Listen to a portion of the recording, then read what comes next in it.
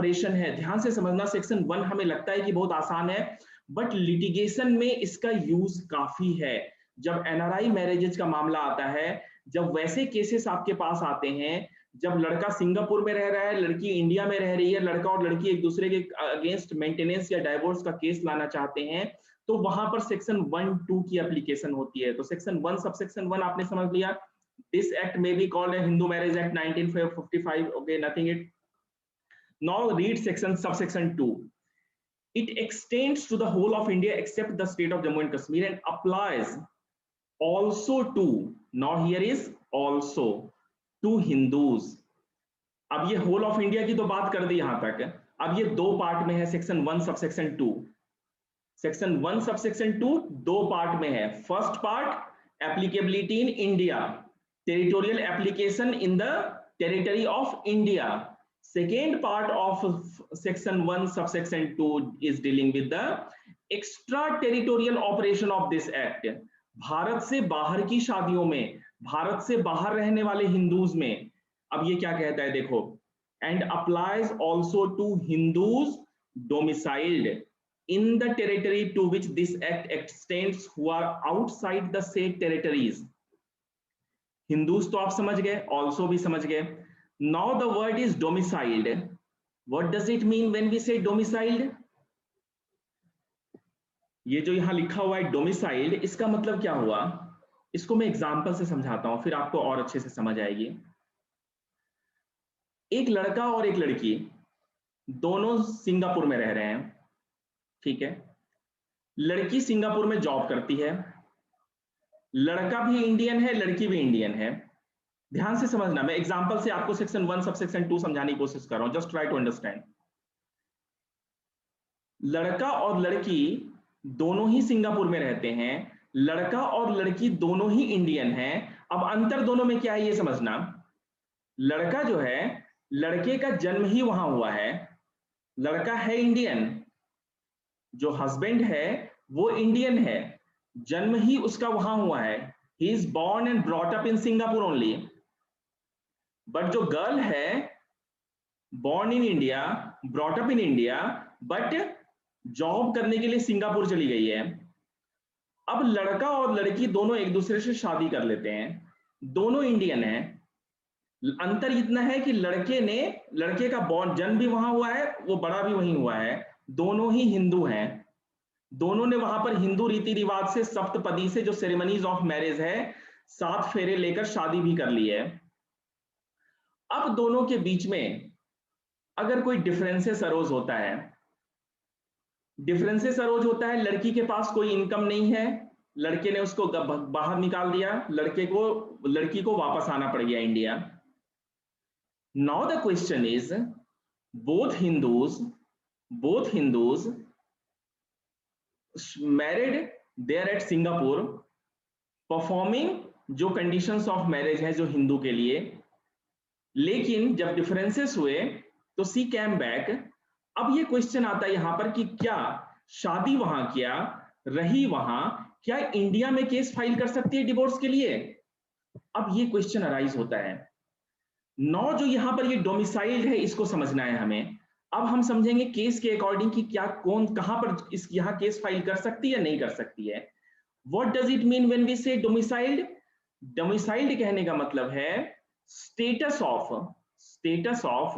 Being a lawful permanent resident, status of being a lawful permanent resident, this is the meaning of domicile. ये domicile कहने का मतलब ये होता है। तो यहां पर ये कह रहा है status of being a lawful permanent resident in a particular country, जो हमारे यहां है। अब देखो, डोमिसाइल को भी हम दो तरह से समझते हैं। डोमिसाइल क्या होती है? एक होती है डोमिसाइल बाय बर्थ। इसको डोमिसाइल को क्लासिफाई करो, when you classify domicile, it will be classified in 3 parts. First one is domicile by birth, domicile by choice, और इन domicile by operation of law. ये डोमिसाइल को हमने 3 पार्ट में classify किया। एक तो हो गया आपका डोमिसाइल ऑफ ऑरिजिन कहने का मतलब है पेरेंट्स कहीं भी रहें, लेकिन वो कनेक्टेड है। जब हम कह रहे हैं ना डोमिसाइल, कहने का मतलब status of being a lawful permanent resident of this country, मतलब इंडिया से चले भी गए हैं बट इंडिया से कनेक्टेड हैं। इंडिया से उनका जो भी उनके कार्ड्स हैं, जो भी आइडेंटिटी है, ऐसा उनका कोई इंटेंशन नहीं है कि वो इंडिया परमानेंटली छोड़कर चले गए हैं, अब इंडिया से उनका कोई लेना देना नहीं है। ऑरिजिन कहने का मतलब है कि जो पेरेंट्स, मैंने बताया ना डोमिसाइल बाय ऑरिजिन, मतलब पेरेंट्स इंडिया से हैं, मैं मान लो चला जाऊं लंदन, लेकिन मेरे जो बच्चे हैं उनका ओरिजिन है, मैं परमानेंटली लॉफुली परमानेंट रेजिडेंट हूं इंडिया का, भले मैं वहां पर 5 साल से रह रहा हूं या 10 साल से रह रहा हूं। तो यहां पर ये क्या हो गया, जो मेरे बच्चे हैं वो हो गए डोमिसाइल, उनको वो कैसे हो गए, बाय ऑफ ओरिजिन, ये डोमिसाइल ऑफ ओरिजिन हो गया। अब है domicile of choice. Domicile of choice क्या होता है कि परमानेंटली अबेंडन कर दिया, मुझे अब इंडिया से कोई मतलब नहीं है, मेरे को ना कोई लेना है, ना कोई लेना है, एक ना देना दो, मेरे को, मैं आ गया यहाँ सिंगापुर, मैं आ गया लंदन, मेरे को यहीं रहना है, मेरे बच्चे भी यहीं पढ़ेंगे, मैंने यहाँ का ग्रीन कार्ड मिल गया, रेजिडेंट मिल, वो रेजिडेंट हो गया, मैं परमानेंट रेजिडेंट हो गया, अब कोई मतलब नहीं है। तो ये इंपॉर्टेंट होता है। सुप्रीम कोर्ट की जजमेंट है, just note down a very important judgement, कि हिंदूज हैं, इससे सिर्फ मतलब नहीं है कि अगर वो हिंदूज हैं तो वो इंडिया में आकर केस फाइल करेंगे ही, हिंदूज होने से मतलब नहीं है। नेक्सस कहां से है, ध्यान से समझना इस पॉइंट को, very very important point. Nexus है हिंदूज होने से नहीं, इंडिया से उसका, बट डोमिसाइल होने से है, Hindus domiciled in India either bye origin और बाय ऑपरेशन ऑफ लॉ। अगर उन्होंने ऑफ चॉइस, अगर डोमिसाइल ऑफ चॉइस अगर उन्होंने छोड़ दिया है तो फिर वहां पर ये अप्लाई नहीं होगा। वहां पर जब केस फाइल करने की बात आएगी तो वहां पर अगर वो दोनों ही पार्टी अगर डोमिसाइल नहीं है इंडिया में, अगर डोमिसाइल का स्टेटस नहीं है, status of being a lawfully permanent resident यहां पर नहीं है, तो वो यहां पर केस फाइल नहीं कर सकते हैं। अब आता हूं मैं अपने एग्जाम्पल के ऊपर। जो एग्जाम्पल मैंने दिया था उसमें वो लड़का जो है, लड़का तो डोमिसाइल यहां पर उसका नहीं है, उसका जो स्टेटस है being permanent resident of India वो छूट चुका है, उसके फादर, उसके ग्रैंडफादर ने ही छोड़ दिया, वो भले ही इंडिया का है, तो अब वो कहाँ का है, वो उसी कंट्री का है, उसी कंट्री का। लेकिन लड़की जो है, लड़की यहाँ पर क्या है, इंडियन है, वो she is born and brought up in India, उसकी परवरिश यहाँ हुई, वो जॉब करने वहां पर गई है, वो शादी की, डिफरेंसेस हुए, ब्रेकडाउन हुआ मैरिज का, अब वो यहां से यहाँ आ गई, इंडिया आ गई।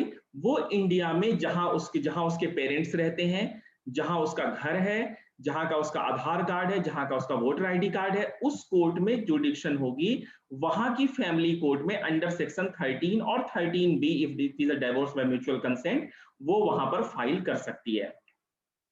इसको लेकर बहुत डिस्प्यूट चला था, मैंने आपको बताया यहां पर कि एक इंपॉर्टेंट जजमेंट है इस पॉइंट के ऊपर, वो मैं आपको बता दूं, Sondur Gopal versus Sondur Rajni, Sondur Gopal versus Sondur Rajni, AIR 2016, sorry AIR 2013 SC 2678, AIR 2013 SC 2678, Sondur Gopal versus Sondur Rajni. In this case, Supreme Court has clearly laid down, only because both the parties are Hindus, extraterritorial operation नहीं होगी Hindu law की, but if they have the status of Hindus domiciled, अगर ये वाला status है in the territory to which this act extends, which are the outside the state territories, then only extraterritorial operation है इसका, then only this act will apply even outside India, तभी outside India ये act apply करेगा।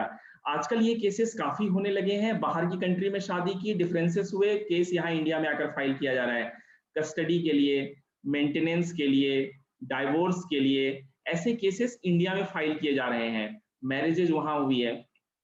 अब देखो इसमें कई बार एक क्वेश्चन और आता है, थोड़ा सा मैं इसको और प्रैक्टिकल एस्पेक्ट्स इसका बताता हूं आपको। कई बार क्या होता है, रेसिप्रोकेटिंग टेरिटरीज होती हैं।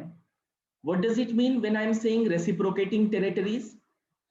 Reciprocating territories कहने का मतलब है भारत का किसी और देश से एक अग्रीमेंट है, इंडियन गवर्नमेंट का किसी और कंट्री की गवर्नमेंट के साथ एक अग्रीमेंट है कि आपके यहाँ की जो कोई डिक्री है, उसकी एग्जीक्यूशन यहाँ हो सकती है, या हमारे यहाँ से कोई डिक्री मिल गई तो आपके यहाँ एग्जीक्यूशन हो सकती है। ये जो लॉ है ये यहाँ पर इसमें फैमिली लॉज में, हिंदू मैरिज एक्ट में सीपीसी का, सीपीसी सिविल प्रोसीजर कोड का section 44A, section 44A of civil procedure code, let me confirm, I think this is the right section, section 44A.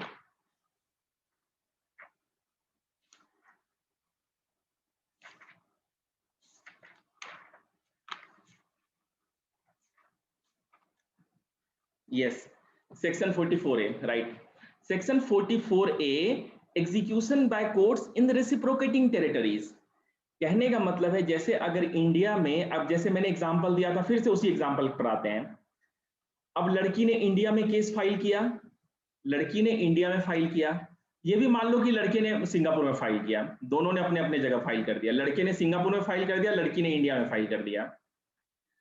अब मान लो कि डिक्री पहले इंडिया से मिल गई या पहले डिक्री सिंगापुर से मिल गई। अब डाइवोर्स डिक्री ग्रांट कर दी गई, किसने ग्रांट कर दी? सिंगापुर की कोर्ट ने कर दी, या डाइवोर्स डिक्री इंडिया की कोर्ट ने ग्रांट कर दी। तो ऐसा तो नहीं है कि अब वहां सिंगापुर में अब उसको अगर दोबारा शादी करनी है तो ये जो डिक्री है अब इसको नहीं मानेंगे? बताओ, सोचो। अगर जैसे मान लो लड़की ने इंडिया में डिक्री ले ली डाइवोर्स की, अब लड़का तो सिंगापुर में है, अब वहां जब वो दूसरी शादी करने जाएगा, नेचुरली ही इज यंग, अब जब वो दूसरी शादी करने जाएगा तो क्या इंडिया की डाइवोर्स डिक्री उसके लिए उसको वहां पर उसको मानेंगे या नहीं? उसकी कंट्री मानेगी या नहीं मानेगी? तो आंसर इज यस, मानेगी। कौन सा एप्लीकेशन होगा?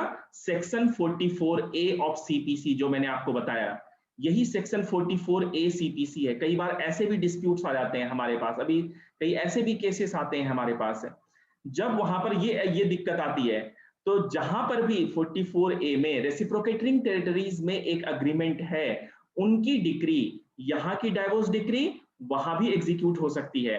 अगर उस कंट्री के साथ एग्रीमेंट है, सिंगापुर के साथ है हमारा एग्रीमेंट, अगर उसमें लिस्ट भी दी हुई है, आप उसको देख सकते हो सेक्शन को।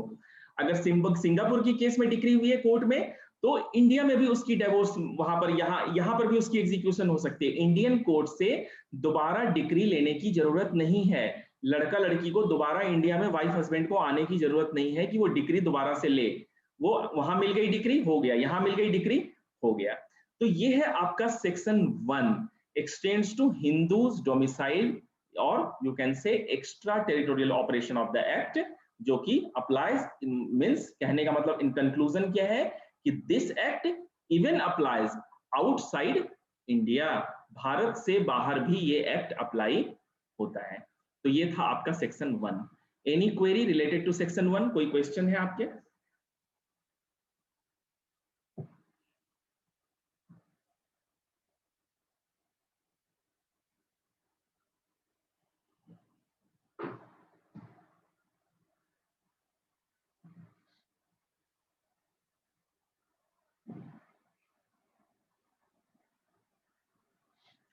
Sir in maintenance outside from India, ये सारे ही केसेस आ जाते हैं गुरविंदर इसमें, चाहे वो मेंटेनेंस का डिस्प्यूट हो, कस्टडी का डिस्प्यूट हो। यही तो बात हो रही है ना कि एक्स्ट्रा, मान लो लड़की अब इंडिया आ गई, अब वो अमेरिका तो जा नहीं सकती है।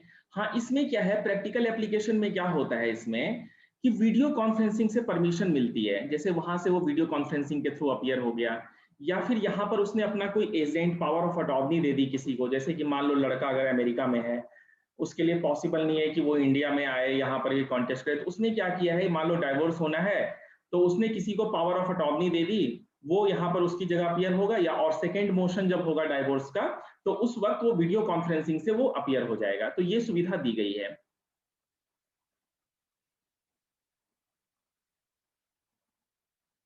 अगेन द सेम थिंग, अब married in India, one of them goes outside India, अगर कोई डिफरेंसेस होते हैं तो फाइल कर सकता है, नेचुरली इंडिया में फाइल कर सकता है। मैरिड इन इंडिया वो तो है ही ना, जहां हिंदूज डोमिसाइल्ड वाला कॉन्सेप्ट पूरा होता है, चाहे वो इंडिया में मैरिज करे, इंडिया से बाहर करे, कहीं भी करे। नेचुरली अगर उसने इंडिया में मैरिज की है दोनों, तो नेचुरली वो हिंदूज है, वो इंडिया में उसका कुछ कनेक्शन है, उसका डोमिसाइल स्टेटस है यहाँ पर, किसी एक का तो जरूर है, अगर दोनों का नहीं भी है तो अप्लाई होगा, ये एक्स्ट्रा टेरिटोरियल ऑपरेशन में आएगा। लड़की फिर है न्यू न्यूयॉर्क तो सर अगर लड़का आउट ऑफ इंडिया है और लड़की इंडिया में केस फाइल किया, लड़का फिर है न्यूयॉर्क, तो उस पर हाँ, हाँ बिल्कुल लागू होगा। मैंने वही बताया आपसे अभी कि अगर वो न्यूयॉर्क में है तो वहां से अपीयर होगा वो, या तो वो किसी को पावर ऑफ अटॉर्नी देगा इंडिया में, अगर मान लो इंडिया में लड़की ने केस फाइल किया है तो या तो वो पावर ऑफ अटॉर्नी देगा, कोई उसकी जगह पर अपीयर होगा जो फर्स्ट मोशन होगा, तो सेकेंड मोशन में वो खुद अपीयर होगा वीडियो कॉन्फ्रेंसिंग से, if there is a case of divorce by mutual consent. अगर केस को कंटेस्ट करना है देन नेचुरली वहां पर इंडिया में वो केस फाइल कर सकती है, हिंदू मैरिज एक्ट अप्लाई होता है, कोई भी डिस्प्यूट होगा उससे रिलेटेड फाइल करेगा। ठीक है, आप कोशिश करना सुंदर गोपाल वर्सेस सुंदर रजनी के केस को, केस स्टडी करना आप इसको। मैं ना एक बुकलेट है, एक पीडीएफ बुकलेट है मेरे पास, उसमें ना उसमें लैंडमार्क जजमेंट्स हैं काफी सारे, आई थिंक वो 250 पेजेस की है। मैं ग्रुप में शेयर कर दूंगा, आप लोगों को भी जब टाइम मिले आप उसको देख सकते हैं, उसको पढ़ सकते हैं। 250 पेजेस की एक वो जस्टिस दीपक मिश्रा की एक बुक है, पीडीएफ फाइल मैं उसकी आपको शेयर कर दूंगा ग्रुप में, राइट, तो आप उस सबको उसको गो थ्रू कर सकते हैं। Now come to section 2। Section 2 आसान है, सेक्शन 2 में कोई टेक्निकलिटी नहीं, जैसे सेक्शन 1 में मैंने एक्सप्लेन किया।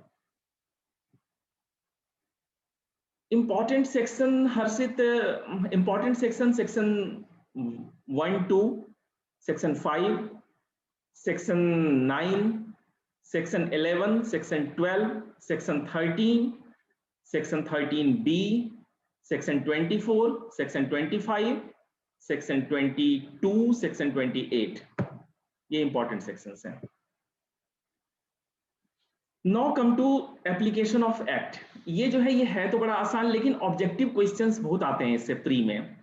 सेक्शन 2 से जब आप देखोगे previous years question paper either of lower judiciary और हायर जुडिशियरी, तो इससे क्वेश्चंस काफी आप देखोगे सेक्शन 2 से। कंफ्यूजन होता है इसमें, हम याद नहीं रख पाते कई बार, तो इसका एक तरीका है, just read bare at time and again, read it number of times, जितनी बार आप पढ़ सको, वही सक्सेस का सबसे बड़ा सीक्रेट है। आप देख लो, मिलाकर देख लो, आप पढ़कर देख लो, आप मिला लो क्वेश्चंस, सारे आप प्रीवियस ईयर्स क्वेश्चन उठा लो, आप देखो हिंदू मैरिज एक्ट से जो क्वेश्चंस है 90% क्वेश्चंस आपके बेयर एक्ट से होंगे, अगर आपने बेयर एक्ट को समझा है, अगर आपने बेयर एक्ट को इंटरप्रेट कर पाए हो तो। अगर आपने नहीं समझा है तो नेचुरली आप यू वोंट फाइंड आउट। कहते हैं if you don't know what is law it is pardonable, but if you don't know where is the law it is unpardonable. So as a lawyer, you must know where is the law, where this law has been written, where this law has been laid down, where this law is codified. You must know. अब आप ये नहीं कह सकते ignorance of law is no excuse कि मुझे पता नहीं है। सुप्रीम कोर्ट की नई जजमेंट आ गई, लड़कियों को भी संपत्ति का अधिकार मिल गया, हमें तो पता ही नहीं है। नहीं पता नहीं है तो पता रखो, ignorance of law is no excuse, कोई excuse नहीं उसका। So you must know where is the law. Now come to section 2. Section 2 1A application of act. अब इसमें बताया गया है कि हिंदूज कौन कौन होते हैं, कौन कौन हिंदूज की कैटेगरी में आते हैं। वीर शैवा, लिंगायत, फॉलो ऑफ ब्रह्म, प्रार्थना एंड आर्य समाज, ये आपको याद रखना होगा। वीर शैव, लिंगायत, ब्रह्म, प्रार्थना, आर्य। एग्जाम में ऑब्जेक्टिव क्वेश्चंस में ये खूब आते हैं ये सारे, तो ये आपको याद रखना पड़ेगा। आप इसको सर्कल कर लो, अंडरलाइन कर लो याद रखने के लिए। आर्य समाज तो वैसे भी आपको याद रहेगा कि आर्य समाज की शादियां होती है, बड़ी कॉमन है, कोर्ट्स में भी अगर नहीं कुछ करते हैं तो चलो आर्य समाज वाली शादी करा दो, आर्य समाज वाली शादी हो जाएगी तो वैलिड है। तो ये वो बड़ी शॉर्टकट शादियां होती हैं उनकी, आर्य समाज वालों की। तो ये सारे जो हैं आपके, ये कौन हो गए, हिंदू हो गए। 2(1)B कहता है to any person who is Buddhist, Jain और सिख बाय रिलीजियन, क्योंकि ये सारे पंथ, देखो क्या होता है ना, धर्म एक होता है रिलीजियन और एक होता है पंथ, जो उसमें से ही निकले हुए हों, उनके ब्रांचेस हों। जैसे हिंदू एक रिलीजियन हो गया, अब इनके ब्रांचेस हैं, जैसे गौतम बुद्ध निकल गए तो बुद्ध धर्म, उन्होंने बुद्ध एक पंथ है, समझो ये पंथ है, ये बुद्ध बौद्ध धर्म हो गया। उसके बाद आपका जैन है, महावीर, भगवान महावीर जैन हो गए। फिर उसके बाद सिख, गुरु गोविंद सिंह, ये सिख हो गए, इनको फॉलो करने वाले। तो ये जो है आपके बुद्ध, जैन, सिख, ये भी हिंदूज हैं। To any person who is Buddhist, Jain और सिख इन रिलीजियन। इसमें कंफ्यूज मत होना, अगर कोई भी एक पेरेंट्स भी हिंदू है तो बच्चा भी हिंदू होगा। अब यहां पर एक चीज और मैं आपको बता दूं कि जो कन्वर्ट्स होते हैं, कन्वर्ट्स या रिकन्वर्ट्स, कन्वर्जन अलाउड है। इस पॉइंट के ऊपर मैं आपको ये बता दूं 2(1)B के ऊपर, कि जैसे कोई और धर्म से किसी और हिंदू धर्म में आ गया है, वो धर्म बदलकर किसी और धर्म से, या फिर पहले गया फिर दोबारा कुछ कोई और धर्म अपना लिया फिर रिकन्वर्ट हो गया। तो ऐसा कोई हिंदू धर्म में, हिंदू रिलीजियन में ऐसी कोई सेरेमनीज ऑफ प्यूरिफिकेशन नहीं है। जैसे कई दूसरे रिलीजियन में ऐसा है कि अगर कोई कन्वर्ट हो गया वो फिर दोबारा से वापस आएगा तो एक उसकी सेरेमनीज होगी प्यूरिफिकेशन की, देन ओनली ही विल बी हिंदूज। तो यहाँ पर ऐसा नहीं है, ये पॉइंट इसमें क्लियर करना, आप इसको लिख भी सकते हैं। ये जो कहते हैं ना किसी में भी ये जितनी भी बातें की जा रही हैं, तो यहाँ पर no formal ceremony of purification is necessary. Converts और रिकन्वर्ट्स, कन्वर्जन और रिकन्वर्जन अलाउड, इसमें अलाउड है। ये कैसे देखते हैं? उसके कंडक्ट से देखते हैं, उसके आचरण से देखते हैं। अगर मान लो उसने मंदिर में जाना है, मंदिर में वो जा रहा है या नहीं जा रहा है, उसका मान लो कि अगर कोई सोसाइटी है वहां पर है कि सिंदूर लगाने की प्रथा है, मैरिज के बाद उसने सिंदूर लगाना है, अब वहां पर वो सिंदूर लगा रही है या नहीं लगा रही है। तो कहने का मतलब है कि जो इंटेंशन और conduct, no formal ceremonies for purification, conversion या रिकन्वर्जन के बाद भी अगर आते हैं तो वो दोबारा से हिंदू हैं, या फिर किसी और धर्म से कन्वर्ट होकर भी आ गए हैं तो वो हिंदू होंगे। लेकिन वहां पर क्या है कि वो कोई प्यूरिफिकेशन की सेरेमनी जरूरी नहीं है, इंटेंशन और कंडक्ट ये जरूरी है, उसका वो देखा जाएगा, right. Intention accompanied by conduct. To any person domiciled, C आपका कहता है 21C, to any person domiciled in the territories who is not a Muslim, Christian, Parsi or Jew, Parsi, Muslim, Christians और Jew by religion है, unless it is proved that any such a person by any custom or usage, यहाँ पर ला दिया है इसमें, यहाँ पर कि अगर मान लो कोई ये नहीं है, not a Muslim, Christian, Parsi और ज्यू बाय रिलीजियन, ये नहीं आते हैं, अनलेस इसमें it is prove that any such person would not have been governed by the Hindu law और बाय एनी कस्टम और usage as part of that law in respect of any of the matters dealt with herein the act had not purchased. तो इसमें ये सारी आ जाते हैं। कहने का मतलब मैं इसको कंक्लूजन में आपको वैसे नटसेल में आपको बताऊं तो ये जो एप्लीकेशन है हिंदू मैरिज एक्ट की, ये सबके ऊपर है। आर्य ब्रह्म प्रार्थना, सिर्फ आर्य ब्रह्म प्रार्थना, लिंगायत्स, वैष्णव, कन्वर्ट्स, रिकन्वर्ट्स, लेजिटिमेट, इलेजिटिमेट, सब के ऊपर ये अप्लाई होती है। कोई फॉर्मल प्यूरिफिकेशन जरूरी नहीं है।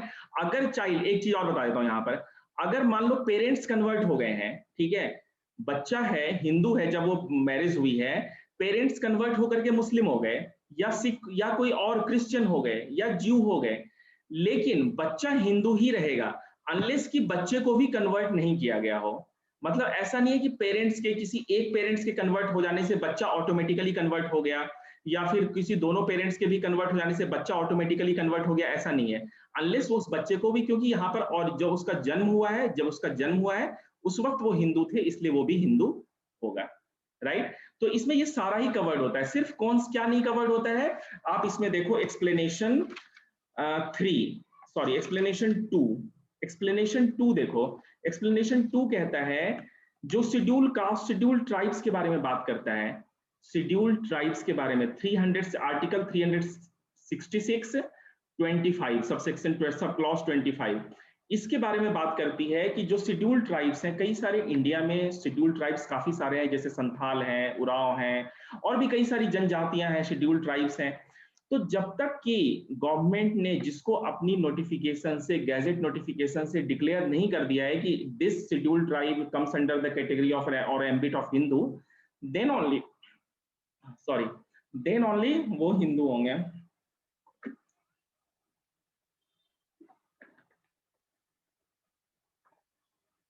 तो शेड्यूल ट्राइब्स के केस में बस ये एक्सेप्शन है, जो जहां पर उसको सेंट्रल गवर्नमेंट ने डिक्लेयर किया है वो हिंदू होंगे, अदरवाइज वो सारे ही हिंदू हैं, चाहे वो कन्वर्ट हो, रिकन्वर्ट हो, बर्थ हो, लेजिटिमेट हो, इलेजिटिमेट हो। One question is, sir, persons converted to Hinduism are also covered under this section? Yes. जो भी कन्वर्ट है, मैं बता रहा हूं आपको, कन्वर्ट भी और रिकन्वर्ट भी दोनों ही आ जाते हैं इसमें। किसी भी धर्म से यहाँ आ गए वो भी आ जाते हैं, वो भी इसमें कवर्ड होते हैं, राइट। तो ये था आपका section 2।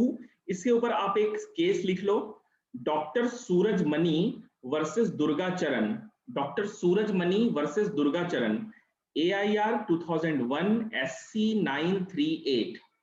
In this case, Supreme Court has laid down The marriage between the members of scheduled tribes is not governed by Hindu Marriage Act. Scheduled tribes के बारे में बताया मैंने आपको, marriage between scheduled tribes is not governed by Hindu Marriage Act unless declared by the government in their gazette. अगर उसको gadget notification से declare नहीं कर दिया गया है कि ये हिंदू के अंदर आते हैं और हिंदूज में इनकी एप्लीकेबिलिटी है, हिंदू मैरिज एक्ट इनके ऊपर अप्लाई होगा, तभी अप्लाई होता है, राइट? तो rather their marriage would be governed only by Santhal customs and uses. Dr. Surajmani versus Durga Charan, AIR 2001 SC 938. तो ये था आपका section 1 and 2 of Hindu Marriage Act. Tomorrow onwards I'll discuss section 3. ये classes 3 दिन होंगी, Friday, Saturday and Sunday. As I already have mention, मैं दोबारा से आपको रिमाइंडर बता दूं, ये 3 दिन होंगी, Friday, Saturday, Sunday 6 PM. 2 sessions में होंगी, दोनों सेशंस की लिंक मैं एक साथ भेज दूंगा. आपकी कोई भी क्वेरी होती है आप मुझे व्हाट्सएप कर सकते हैं, मैसेजेस कर सकते हैं, आई विल आंसर. कोई जजमेंट आपको चाहिए, कोई आपको, मैं कोशिश करूंगा कि रिकॉर्डिंग भी आपसे शेयर कर दूं सो दैट आप उसको सुन सकें बाद में भी और आप उसको रिवीजन कर सकें, क्विक रिवीजन के लिए, राइट? हाँ, एक चीज और बता दूं, काफी लोग हो सकता है इसमें नए हों, जो कि मुझे लगता है काफी लोग हैं इसमें नए, तो उनको अगर मान लो कि अगर आप में से कोई यूपी जुडिशियरी की तैयारी करता है, अगर कोई यूपी जुडिशियल सर्विसेज के लिए प्रिपरेशन करता है, तो मैं एक वीकेंड लेक्चर शाम इवनिंग में 8 to 9 रखता हूं सैटरडे संडे को, जो कि यूपी जुडिशियरी के लिए है, सिर्फ यूपी लोकल लॉस के लिए है, right? Parul, I'll send it recording, आपको मैं सेंड कर दूंगा रिकॉर्डिंग, आप सुन लेना दोबारा से. Okay, this is all for today. आपकी कोई क्वेरी हो आप पूछ सकते हैं. Okay, bye bye, see you tomorrow.